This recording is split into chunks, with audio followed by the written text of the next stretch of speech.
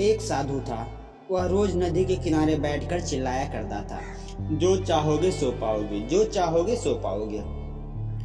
बहुत से लोग वहां से गुजरते थे, पर कोई भी उसकी बात पर ध्यान नहीं देता था और सब उसे एक पागल आदमी समझते थे। एक दिन एक युवक वहां से गुजर रहा था। उसने उस साधु की आवाज सुनी, जो चाहोगे सो पाओगे, जो चाहोगे सो पाओगे, और आवाज सुनते ही उसके पास चला गया। उसने साधु से पूछा, महाराज, आप बोल रहे थे कि जो चाहोगे सो पाओगे, जो चाहोगे सो पाओगे, तो क्या आप मुझको वो दे सकते हो जो मैं चाहता हूँ?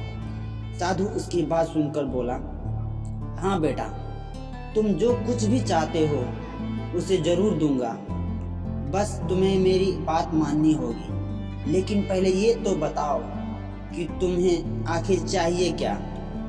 युवक बोला, मेरा एक ही ख्वाहिश है, मैं हीरे का बहुत बड़ा व्यापारी बनना चाहता। साधु बोला, कोई बात नहीं, मैं तुम्हें एक हीरा और एक मोती देता हूँ, उसे तुम जितने भी हीरे मोती बनाना चाहोगे बना पाओगे। और ऐसा कहते हुए साधु ने अपना हाथ आदमी के हथेली पर रखते हुए कहा, पुत्र, मैं तुम्हें दुनिया का सबसे अनमोल हीरा दे रहा हूँ। लोग इसे समय कहते हैं। इसे तेजी से अपनी मुट्ठी में पकड़ लो और इसे कभी मत गंवाना।